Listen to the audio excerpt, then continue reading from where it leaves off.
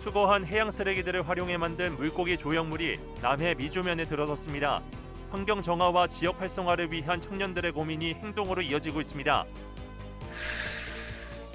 우주항공청 개청을 전후로 관련 산업을 육성하고 지원하기 위한 법안들이 국회에서 잇따라 발의되고 있습니다.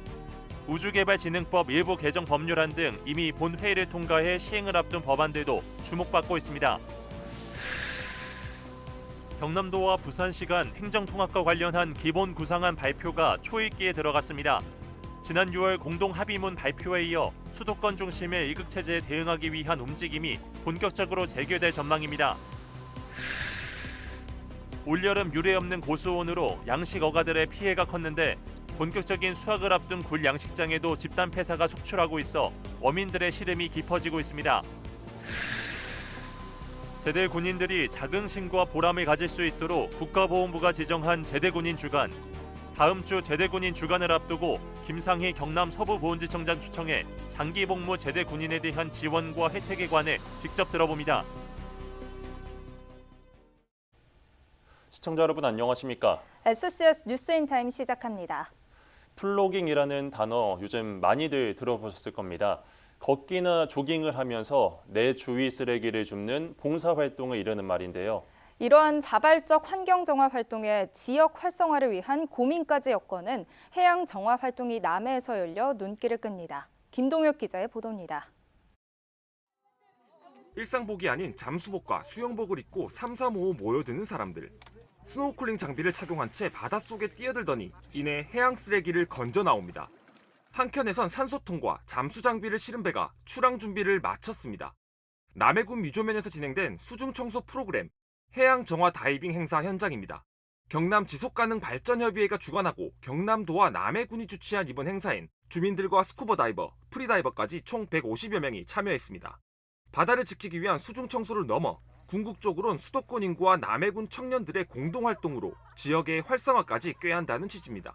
단순한 관광이 아니라 우리가 수도권에 있는 또는 대도시에 있는 많은 사람들이 지역과 연계를 가지면서 지역에 좋은 일도 하고 여행도 하는 그런 차원에서 수중 정화 활동이라는 아이템을 활동에 참가하기 위해 수도권에서 먼 거리를 달려온 참가자들은 해양 생태계를 살리는데 조금이나마 자신의 힘을 보탤 수 있어 뿌듯함을 표합니다.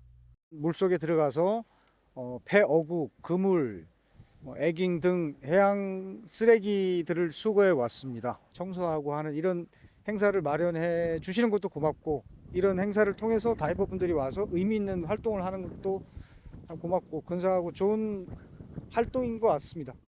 다이빙 하면서 바다 청소하려고 왔어요. 물속이 안 보이긴 했는데 그래도 쓰레기가 약간 형태는 조금씩 보이긴 했어요. 수거된 해양 쓰레기로 바다와 관련된 조형물을 만드는 이색적인 시간도 마련됐습니다. 남해 지역 청년 작가들과 업사이클링 전문가들이 힘을 모은 겁니다. 바다에서 건져진 그물과 폐어구, 목재부터 플라스틱까지 방치됐던 쓰레기가 한순간에 멋진 물고기로 재탄생했습니다. 참가자들은 작품 옆에 누워 유쾌한 포즈를 취해보기도 합니다. I was responsible to create something meaningful artwork to give an impact to the citizens of Namhe and to all the people who can see the trash artwork. 주최 측은 이번 행사를 시작으로 지속적인 해양 정화 활동을 추진하겠다고 밝혔습니다. 내년엔 세계 최대 규모 수중 정화 활동 기네스 등재를 위한 행사도 기획 중입니다. 단순한 환경 정화 활동을 넘어 수도권과의 관계 구축으로 생활인구까지 정착시킬 목적으로 진행된 이번 행사. 해양 환경 보전과 지역 활성화란 두 문제를 해결하기 위한 고민이 지역을 중심으로 활발해지고 있습니다. SCS 김동엽입니다. 박안수 경남도지사와 박형준 부산시장이 이달 중순쯤 행정통합과 관련한 기본 구상안을 발표할 예정입니다. 지난 6월 공동합의문 발표에 이어 수도권 중심의 일극체제에 대응하기 위한 행정통합 절차가 본격적으로 재개될 것으로 보입니다. 앵커 리포트입니다. 경남도와 부산시가 이달 중순쯤 행정통합 기본구상안을 공개하고 민간 주도의 공론화위원회를 출범시켜 추진력을 얻겠다는 계획입니다. 앞서 경남도와 부산시는 올해 초 각각 부산연구원과 경남연구원을 행정통합 기본구상안 작성을 의뢰했고 올해 6월 부산에서 두 단체장이 공동 합의문을 발표하며 추진 의지를 확인한 바 있습니다. 시간을 가지고 충분한 논의와 또 그 통합에 대한 대안을 제시해서 시도민들의 의견을 다시 묻자 해가지고 지금 현재 부산연구원, 경남연구원이 공동으로 그 구상안을 두 연구원이 최근 통합 모델과 통합자치단체의 권한과 특례 등을 포함한 초안을 완료한 것으로 알려졌는데 이 내용들은 이달 중순 발표될 기본 구상안에 담길 것으로 보입니다. 이번에는 두 광역단체장이 경남도청에서 만나 그동안 준비해온 행정통합 기본 구상안을 지역민들에게 설명할 계획입니다. 이후 양시도는 공론화위원회를 구성해 지역민들의 의견을 수렴하는 과정을 거칠 예정입니다. 다만 지난해 5, 6월에 2,000명을 대상으로 진행된 두 차례의 여론조사에서 찬성 의견이 35.6%에 그쳐 반대 45.6%를 밑돌았다는 점, 또 시도민 10명 중 7명은 행정통합을 아예 인지하지 못했다는 점은 과제로 남아 있습니다. 때문에 이달 기본 구상안 발표 이후에는 행정통합에 관한 시도민의 이해와 동의를 얻는 작업에 보다 많은 행정력을 기울이겠다는 계획입니다. 공론화위원회는 내년 상반기 여론조사 전까지 시도민들의 다양한 의견을 통합안에 반영할 계획이며 여론조사와 주민투표도 검토 중입니다. 공론화위원회를 구성을 해서 시도가 함께 시도민들의 그 공론을 조성하는 작업을 할 것으로 기대합니다. 내년 상반기 행정통합에 대한 여론이 긍정적으로 나올 경우 두 지자체는 통합자치단체가 실질적인 권한과 재원을 확보할 수 있도록 특별법 제정까지 추진한다는 방침입니다. SCS 황지우입니다.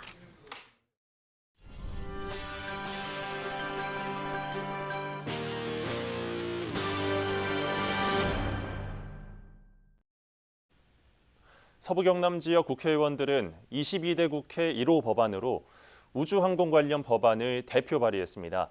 이 중 강민국 의원이 대표 발의한 우주개발진흥법 일부 개정안이 발의 114일 만에 국회를 통과했는데요. 관련 기업과 투자 유치 등을 위한 법적 근거가 마련되며 우리 지역 우주항공 산업의 도약이 기대됩니다. 보도에 김상혁 기자입니다.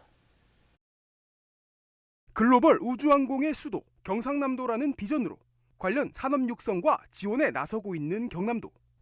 우주항공청의 사천 개청과 우주산업 클러스터 위성특화지구 선정 등 잇따른 호재로 탄력이 붙은 상황입니다.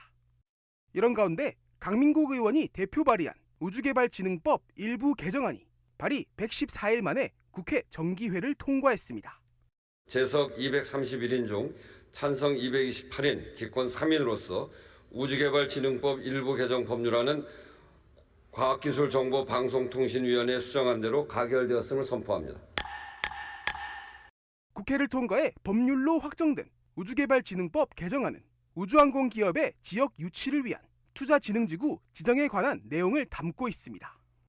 우주산업 클러스터와 항공우주산업 특화단지의 투자진흥지구 지정과 정주여건 조성을 위한 법적 근거가 마련된 것. 서부경남 지역의 우주항공 관련 투자와 기업 유치에 속도가 붙을 거란 전망이 나옵니다. 100년 먹거리를 책임질 우주개발진흥법 개정안이 114일 만에 신속하고 압도적인 지지를 받으며 통과되었습니다. 자동차가 2만 개 부품이라면 항공기는 그 10배인 20만 개인데 울산 현대자동차 10개 공장에 오는 효과를 누릴 수 있도록 그 토대를 마련하는데, 이와 함께 우주항공청을 중심으로 한 우주항공 복합도시 건설도 추진 중인 상황. 서천호 의원과 박대출 의원이 각각 대표 발의한 우주항공 복합도시 건설 특별법은 현재 소관위 검토가 진행 중인 것으로 알려졌습니다. 경남도 등 지자체에서도 국회와 관계기관을 방문하는 등 특별법 통과를 위해 노력하는 모습입니다. 한편 지난 9월 대전 지역 국회의원들은 우주항공청 특별법 일부 개정안을 국회에 제출했습니다. 우주항공청의 연구개발 관련 사업본부의 대전 신설을 골자로 하는 개정안입니다. 우주항공청의 사천개청 100일을 조금 지난 시점인 지난 9월 12일에 발의됐다는 점에서 사천과 진주 등 항공우주 산업의 메카로 발돋움하고 있는 경남을 견제하고 있다는 지적을 피하기는 어려워 보입니다. SCS 김상엽입니다. 경남도가 아이, 장애인, 노인, 돌봄 서비스 이용자들과 전문가 등을 초청해 의견을 듣는 도민회의를 개최했습니다. 회의에서는 초등학교 돌봄 서비스 고학년 확대를 비롯해 폐교를 활용한 유아초등 돌봄과 노인학교 운영, 장애인 돌봄 서비스 시간 연장 확대 등의 의견이 주요 건의사항으로 나왔습니다. 경남도는 제시된 의견들을 검토 후 시책에 반영하거나 중앙정부에 건의하겠다고 밝혔습니다. 경남 지역 9월 소비자 물가는 지난해 같은 기간보다 1.3%가량 상승한 것으로 나타났습니다. 품목별로는 전기, 수도, 가스 요금이 2.5%, 농축수산물은 3.1% 오른 것으로 조사됐습니다. 하지만 일부 신선식품이 크게 올라 체감 물가는 달랐습니다. 배추 가격은 49%로 크게 올랐으며 무, 시금치, 풋고추 역시 30% 이상 상승했습니다. 반면 사과와 복숭아 등 과일은 하락한 것으로 나타났습니다. 진주시가 올해 처음으로 축제장에 대한 성인지 모니터링에 나섭니다. 시민참여단 16명으로 구성된 모니터링단은 직접 남강 유등축제장 등을 방문해 안정성과 편의성, 콘텐츠의 성인지성을 점검할 예정입니다. 진주시는 향후 누구나 이용하기 편리하고 안전한 축제가 될 수 있도록 지속적인 모니터링에 나설 계획이라고 밝혔습니다. 진주시 시설관리공단이 일부 공영 유료 주차장을 위탁받아 본격 운영에 들어갔습니다. 공단은 지난 1일부터 노상 주차장인 하대 3사 주차장을 우선으로 시범 운영에 들어갔으며 향후 진주시로부터 추가로 위탁을 확대할 계획입니다. 그동안 공영 유료 주차장은 전체가 민간에 위탁돼 운영됐지만 앞으로는 공단이 일부 주차장을 직접 관리하게 됩니다. 올해 고수온으로 양식 어민 피해가 컸었는데요. 출하를 앞둔 굴 역시 상황이 좋지 않습니다. 굴이 통통하게 살이 차올라야 하는 시기인데 집단 폐사가 이어지고 있습니다. 보상도 미미한 수준이라 어민들은 속만 태우고 있습니다. 권정숙 기자가 보도합니다. 통영의 한 굴 양식장, 굴을 걷어올리자 빈 껍데기가 떨어집니다. 또 다른 양식장도 상황은 다르지 않습니다. 폐사에 입을 벌리고 있거나 살아있어도 굴의 크기가 작습니다. 올여름 몇 달간 이어진 고수온에 최근 산소 부족 물덩어리까지 발생하며 직격탄을 맞은 것입니다. 전부 다 이제 무게가 차고 사람이 몰 정도로 이제 무거워야 되는데 사람이 들면 이제 바로 올라와요. 다 이제 폐사도 일어나고 이런 부분 때문에 비만도도 이제 한 30%, 40% 그 정도밖에 안 되고 지금 시점에 엄청 힘들어요. 통영을 비롯해 거제, 고성 등 남해안 대부분의 굴 양식장이 비슷한 상황입니다. 일부 지역은 50에서 80% 넘게 굴이 폐사했습니다. 폐사한 굴도 처리해야 하다 보니 수확철 어민들이 들여야 하는 비용은 기존의 2배에 달합니다. 하지만 보상은 막막합니다. 고수온이나 산소 부족 물덩어리는 재보험에서 어민들이 특약으로 가입해야 하는 부분, 재보험에서 어민 자부담의 2배를 감당해야 합니다. 게다가 2, 3월 산소 부족 물덩어리 주의보가 나오면 특약 가입도 어렵습니다. 4월부터 어린 굴을 채미하는 어민들의 작업 상황과 맞지 않는 구조입니다. 정부 복구지원금도 아무리 피해가 커도 최대 5천만 원이 전부입니다. 때문에 어민들은 현실적인 보상이 필요하다고 강조합니다. 재보상이라든가 이런 게 옛날에 한 30년 전에 이 재보상법을 만들어 놓은 게 아직까지 그 재보상법을 현실에 맞게 해줘야 되는데 그게 안 되고 있어요. 그걸 빨리 좀 해가지고 현실에 맞는 보상이 될 수 있도록. 오는 14일 초매식을 시작으로 본격적인 출하가 시작되는 햇굴. 수확에도 마냥 웃을 수 없는 어민들은 올여름 피해가 큰 남해안 양식장에 대한 특별 재난지역 선포를 바라고 있습니다.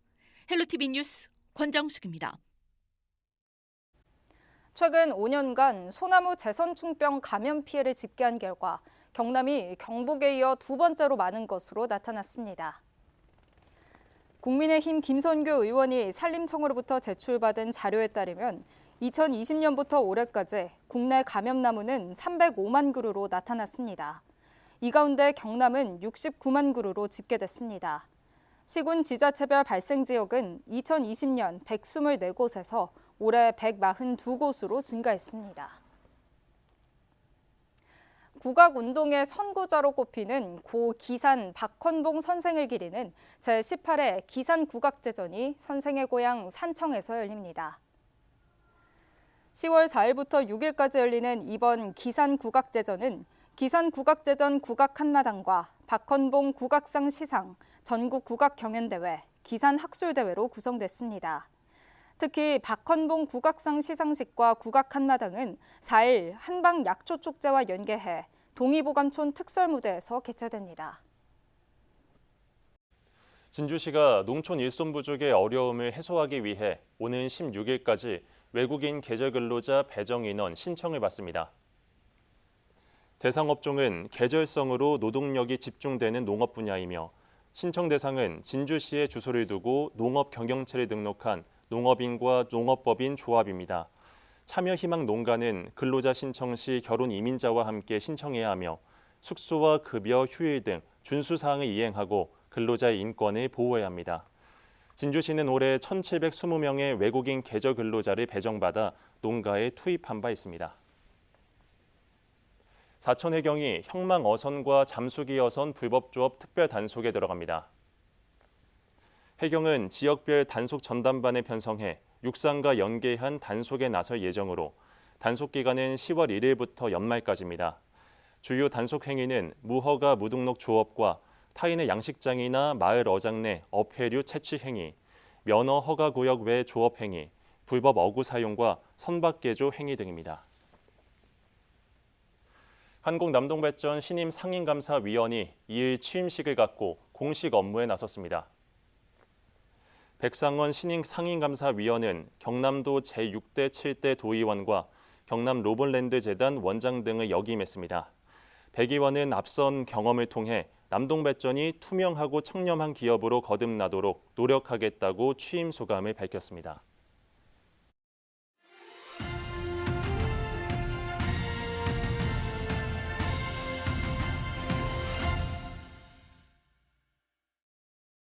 대한민국 국민의 4대 의무 중 하나인 국방의 의무, 그리고 국가 안보를 위해 기꺼이 청춘을 바친 제대군인이라면 누구나 존중받고 응원받아야 마땅할 텐데요. 제대군인 주간을 맞아 김상희 서부보훈지청장과 함께 얘기 나눠보겠습니다. 반갑습니다, 지청장님. 네, 반갑습니다. 네, 저도 남동생이 있는데요. 한 1년 전에 제대를 했습니다. 부모님과 같이 입된 날, 또 면회, 제된 날까지 따라갔던 기억이 나는데요. 이 제대군인 주간, 이번에 지정하게 된 이유와 취지를 들어볼 수 있을까요? 네, 제대군인 주간은 매년 10월 둘째 주로 지정하고 있는데요. 네. 제대군인 주간에는 병역 의무 이행에 대한 사회적인 인식 제고와 또 제대군인 분들에 대한 헌신에 공감하고 또 감사하는 문화를 확산시키기 위해서 추진하고 있습니다. 네, 그렇군요. 그렇다면 이번 경남 서부보훈청에서는 제대군인 주간 어떻게 꾸리실 계획이실까요?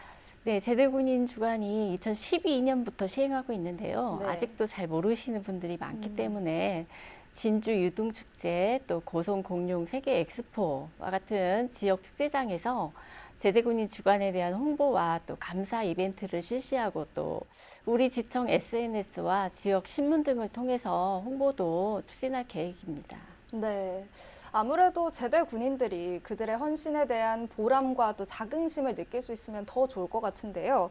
제대 군인들을 위한 지원이나 혜택도 있습니까? 네, 제대 군인 분들이 사회에 성공적으로 정착하기 위해서는 취업이 가장 절실하게 필요합니다. 네. 따라서 5년 이상 복무하신 제대 군인 분들 한 분 한 분에 대한 취창업 상담과 직업교육 훈련을 지원해드리고 네. 또 10년 이상 장기 복무한 분들은 본인과 자녀에 대한 교육 지원, 또 주택 우선 공급, 또 의료 및 대부 지원도 실시하고 있습니다. 네, 제대 군인들이 아무래도 이런 지원 혜택들 더 많이 이용할 수 있으면 좋겠네요. 그렇다면 지청장님, 마지막으로 남기고 싶은 말씀이 있다면 부탁드립니다. 네, 오늘도 국토방위에 최선을 다하고 계신 우리 군인분들이 전역 후에 사회에 잘 적응해서 제2의 빛나는 인생을 살아갈 수 있도록 그 헌신에 대한 감사와 관심, 그리고 아낌없는 응원을 보내주실 것을 당부드리고 싶습니다. 네, 지청장님 오늘 출연 고맙습니다. 네, 감사합니다. 제대군인 주간을 통해 제대군인들이 조금 더 존중과 예우를 받을 수 있는 문화가 자리 잡게 되길 기대해 보겠습니다. 충성!